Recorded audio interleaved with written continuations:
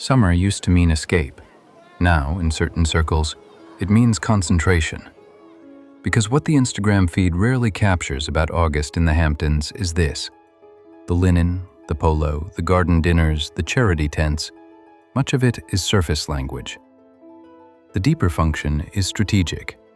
Behind hedged driveways and private dining rooms, family offices, founders, allocators, and multi-generational principals are not stepping away from business, they are reassembling around it. Summer is not vacation. It is boardroom season in an open collar. And the calendar makes that clear.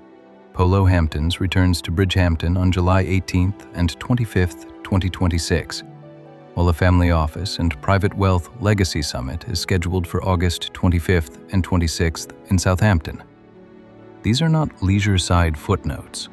They are signs that the Hamptons now functions, at least in part, as seasonal infrastructure for private capital, trust building, and legacy conversations. This is Hampton Summer 2.0. Not a resort season, a convening season. What appears to be leisure is often something more sophisticated, a softer architecture for capital, succession, philanthropy, and access. Because family offices do not simply manage wealth. At their highest level, they manage proximity. And proximity, repeated, low-friction, socially coded proximity, is how opportunity moves inside permissioned circles. The value is not the polo match itself.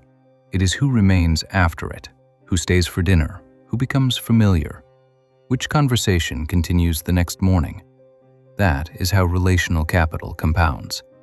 Not always through spectacle, more often through seasonal repetition. And this pattern is no longer uniquely American. In the UK, the end of the non-dom regime has accelerated a rethinking of where affluent life should be anchored. Some wealthy international residents have reduced their London ties, while prominent financiers have relocated to lower tax jurisdictions such as Switzerland. Yet the broader ecosystem remains powerful. London still matters, but increasingly, influence gathers just beyond it, in country estates, private retreats, and controlled hosting environments where privacy, continuity, and alignment become easier to shape. Asia offers a parallel, but with newer velocity. Singapore reported more than 2,000 single-family offices by the end of 2024, and a government-commissioned study found Hong Kong had 3,384 by the end of 2025, up 25% from 2023. And as those numbers rise, so does the need for spaces that are not just efficient, but strategic. Places where operating generations and next generations can think together, host together, and shape mandates together. That is why the seasonal compound matters. A peak residence in Hong Kong, a retreat outside London, a Niseko base in winter that functions the way the Hamptons does in summer, part sanctuary, part strategy room. Japan's luxury property market continues to attract family offices and ultra-wealthy buyers drawn to stability, lifestyle appeal, and destination assets from Tokyo to Niseko.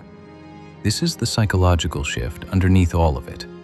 The mature, affluent mind becomes less interested in display and more interested in environment, less obsessed with being seen, more deliberate about where repeated contact occurs.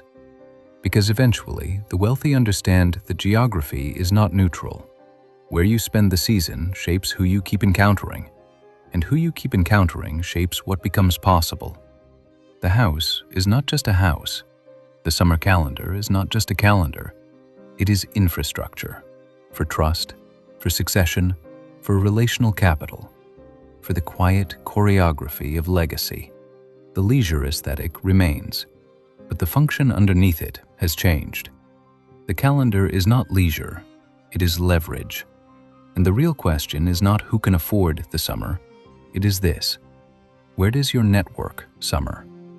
This is the Affluence Index, where the psychology of prosperity is decoded for intentional living.